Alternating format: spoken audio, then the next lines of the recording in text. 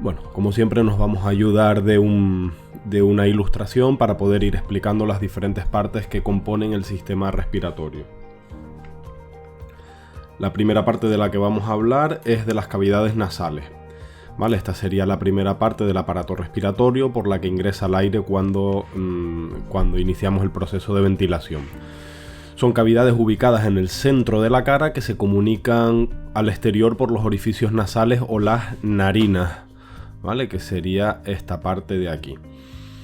Por la parte superior estarían limitadas por los huesos, por los maxilares superiores aquí, y por la parte de atrás aquí por la nasofaringe. Una de las funciones de las fosas nasales es filtrar el aire que respiramos de partículas extrañas, atrapando las bacterias y otras partículas mediante el espeso moco que se produce por las glándulas mucosas, que destruye las bacterias gracias a las enzimas lisosómicas del moco. También es función de las cavidades nasales calentar el aire para que el aire llegue a las vías respiratorias inferiores a una buena temperatura. El aire se calienta gracias a una red de vénulas que están situadas en el interior de las cavidades nasales, y debido a la localización superficial de estos vasos sanguíneos que ayudan a calentar el aire, las hemorragias nasales son bastante comunes y a menudo muy abundantes. Dentro de las cavidades nasales tenemos los cornetes, que son prominencias óseas que están recubiertas de mucosa nasal. Se encuentran en las paredes laterales de las fosas nasales. Normalmente hay 3 cornetes, aunque en algunos casos puede haber 4, pero lo normal es que haya 3, el superior, el medio y el inferior, como vemos ahí marcado con esos puntos. La principal función de los cornetes es crear turbulencias en el aire que inspiramos, y estas turbulencias va a hacer que el aire se caliente y se humedezca antes de llegar a la faringe. También gracias a los cornetes pues hay una mayor superficie de mucosa con la que calentar y filtrar el aire. La cavidad nasal estaría separada de la cavidad oral por un tabique, que es el paladar, es esto que vemos aquí en amarillo. En la parte anterior, el paladar, en esta parte de aquí, tiene un componente óseo, y esto es lo que se denomina el paladar duro, y un poco hacia atrás, un poco más atrás, pierde el componente óseo y es lo que llamaríamos el paladar blando. La siguiente parte que vamos a ver es la faringe, que sería esta parte aquí posterior. Es la siguiente parte a la que pasaría el aire. Comparte funciones en el caso de la faringe con el aparato digestivo, ¿vale? Es un conducto de unos 13 centímetros de longitud, y la faringe es lo que comúnmente llamamos la garganta, es lo que conocemos como la garganta. La faringe se divide a su vez en 3 partes que vamos a ver por separado. Por un lado tendríamos la nasofaringe o la faringe superior. Esta sería la primera parte y la más alta de la faringe. Es la cavidad en la que desembocan por detrás las fosas nasales, ¿vale? Las fosas nasales, el aire entra por aquí, se calientan los cornetes y pasaría aquí a la nasofaringe o faringe superior. La principal función de esta parte de la faringe es respiratoria, no comparte funciones digestivas. La trompa de Eustaquio, que es donde drena el oído medio, se abre aquí en la nasofaringe. Ambas mucosas, tanto la del oído medio como la de la faringe, están comunicadas, por lo tanto, cualquier infección de garganta o de vías respiratorias superiores puede afectar al oído, como en el caso de la otitis media. Como curiosidad decir que es aquí en la nasofaringe donde se hacen cuando se toman muestras, por ejemplo una muestra PCR o un test de antígenos. En el caso del SARS-CoV-2 se hace un frotis nasofaringeo, se toma una muestra nasofaringea, pues es en esta parte de aquí atrás, en la faringe superior o nasofaringe, donde se frota el hisopo para obtener la muestra. Lo siguiente sería la orofaringe o faringe media, que es la parte media de la faringe. Es un conducto músculo membranoso que se adentra en el cuello.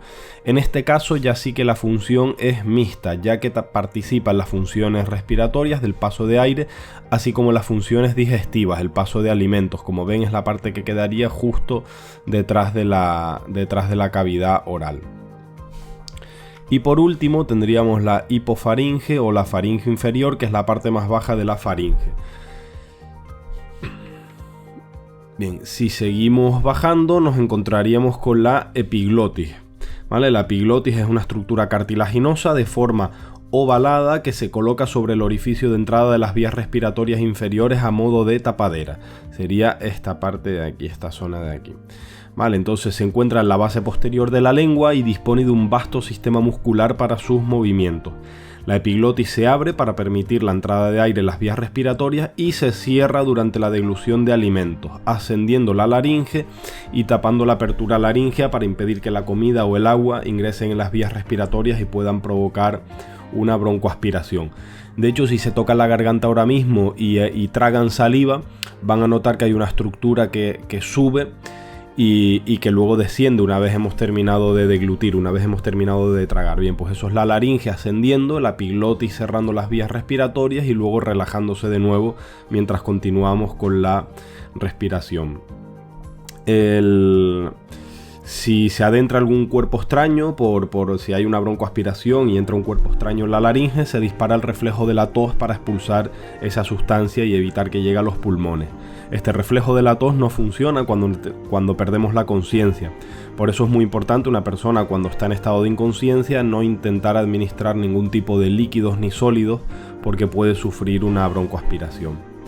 Bueno, pues una vez el aire ha pasado la epiglotis, pasaría a la laringe, que es la siguiente parte del aparato respiratorio que vamos a ver. La laringe es un conducto formado por 8 cartílagos hialinos rígidos y superpuestos que permite el paso del aire desde la faringe hasta la tráquea. En su interior estaría la glotis y las cuerdas vocales, y su función es la de dirigir el aire y participar en el habla. Aquí en la laringe tendríamos el cartílago tiroides, que sería esta estructura de aquí. Es el primero y más grande de los anillos cartilaginosos hialinos que forman las paredes laterales y anterior de la laringe. Consta de 2 láminas que se unen y forman un ángulo anterior que hace una prominencia y forma la nuez, que está más marcada en los hombres que en las mujeres. Inmediatamente debajo tenemos el cartílago cricoides, que es un anillo cartilaginoso situado por delante del esófago y por debajo del cartílago tiroides. Estaría aquí en esta zona. Y formaría el límite inferior de la laringe. Se apoya en la parte superior del esófago. Por debajo de este cartílago, del cartílago cricoides, es donde empezaría la tráquea, que es la siguiente estructura que vamos a ver. Por lo tanto, por lo que hemos visto ahora mismo, el aire entraría por las fosas nasales, pasaría por la faringe, y aquí con la epiglotis abierta ingresa en la laringe y posteriormente a la tráquea. Si la epiglotis se cierra, el alimento que ingerimos o los líquidos a través de la boca van a pasar a la orofaringe y de aquí van a ir a la hipofaringe y en lugar de ingresar en las vías respiratorias van a ir por el esófago, que es este tubo que baja en paralelo a las vías respiratorias, en paralelo a la tráquea. Bien, pues la tráquea dijimos que es la siguiente parte que íbamos a ver, es la prolongación inferior de la laringe, sería esto de aquí, y también tiene una forma tubular y está formada por varios anillos de cartílago hialino rígidos en forma de C. Tiene una longitud promedio de 10 a 12 centímetros, evidentemente en personas altas muy grandes pues será un poquito más grande y en personas de estatura pequeña será más pequeño. Recorre la parte central del cuello, desciende por la cavidad torácica y se acaba bifurcando en los 2 bronquios aquí, ¿vale?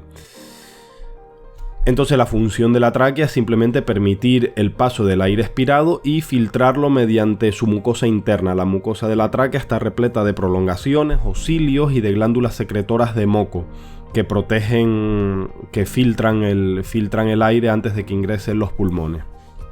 En la parte posterior de aquí de la tráquea estaría lidiando con el esófago que baja paralelo a la tráquea. Bien, lo siguiente que tendríamos es la carina, que es la parte final de la tráquea, aquí donde la tráquea se divide en 2. Esto es la zona, lo que se conoce como la carina, ¿vale? Donde se bifurcan los bronquios principales derecho e izquierdo.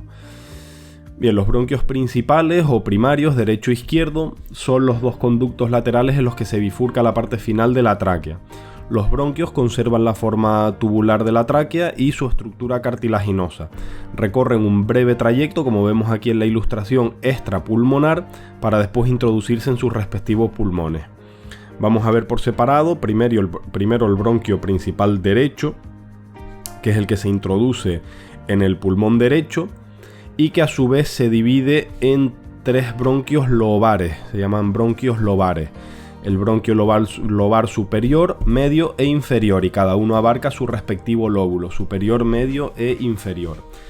Es importante saber que el bronquio principal derecho es más ancho, es más corto y tiene una inclinación un poquito mayor que el izquierdo. Por lo tanto, este bronquio derecho es donde terminan alojándose la mayoría de los cuerpos extraños que inhalamos. Si se introduce algún cuerpo extraño, en los niños es muy típico pues con piezas pequeñas de plástico o incluso con algunos alimentos como las salchichas, un trozo de salchicha, que el niño lo broncoaspire, que en vez de ir al esófago ingrese en la laringe, de aquí pase a la tráquea, llegue al final de la tráquea, pues la mayoría de estos objetos o alimentos quedarían aquí en el bronquio principal derecho, por lo que hemos comentado que es un poquito más ancho y por el ángulo que tiene. Luego tenemos el bronquio principal izquierdo, que es el que se introduce en el pulmón izquierdo, y en este caso se divide en 2 bronquios lobares, superior e inferior, porque en este caso el pulmón izquierdo solo tiene 2 lóbulos, el superior e inferior. Luego estos bronquiolos lobares que hemos visto, que hay 5 en total, 3 en el lado derecho y 2 en el izquierdo, se dividen en los bronquios segmentarios, que hay hasta 20 bronquios segmentarios. Estos a su vez en bronquios lobulillares, y los bronquios lobulillares se subdividen en los bronquiolos, que son las terminaciones microscópicas que llevan a los alveolos pulmonares.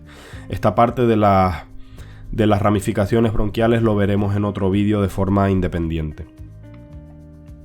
Y por último tendríamos los pulmones, pulmón derecho y pulmón izquierdo. Son 2 órganos formados por tejido conjuntivo, tienen una consistencia esponjosa y se sitúan a ambos lados de la cavidad torácica por debajo de las costillas y apoyados sobre el diafragma, que es este músculo de aquí que tiene una participación muy importante en el proceso de ventilación. Dejan entre los 2 pulmones hay un espacio que se denomina mediastino. En este espacio, en el mediastino, es donde están los grandes vasos sanguíneos y el corazón. Y en el interior de los pulmones, como ya hemos visto, se encuentran bronquios, bronquiolos, alveolos, vasos sanguíneos, toda la estructura que permite que se realice el proceso de la respiración. Y en su superficie estarían recubiertos de una capa que recibe el nombre de pleura. Por un lado, el pulmón derecho se divide en 3 lóbulos. Tenemos el lóbulo superior, este de aquí, tenemos el lóbulo medio, este de aquí, tenemos el lóbulo inferior. ¿Vale? El lóbulo superior y medio estarían separados por una hendidura que recibe el nombre de fisura menor, y el lóbulo medio y el inferior estarían separados por la fisura mayor. Sin embargo, el pulmón izquierdo está dividido solo por 2 lóbulos, el superior y el inferior, separados ambos por la fisura del pulmón izquierdo. Aquí en el pulmón izquierdo también vemos esta escotadura, que es lo que se llama la escotadura cardíaca. Esto es así porque en el lado izquierdo es donde la mayoría de las personas tenemos el corazón, y se alojaría aquí en este espacio que queda entre el mediastino e invadiendo un poquito la zona del pulmón izquierdo. Bueno, pues esto es todo. Como ven, hemos hecho un repaso muy breve por la estructura básica de lo que es el sistema respiratorio. Posteriormente haremos algún que otro vídeo profundizando en conceptos que no he querido abordar aquí en profundidad para que no se alargue mucho el vídeo, como es el caso de las ramificaciones bronquiales, que son lo suficientemente amplias como para poder hacer un vídeo por separado. Si les ha gustado, lo de siempre, les animo a que le den like al vídeo, que dejen cualquier comentario que quieran dejar en la parte de los comentarios, y también suscribirse al canal. Ahí podrán encontrar otros vídeos de anatomía, patología y vídeos de temática sanitaria.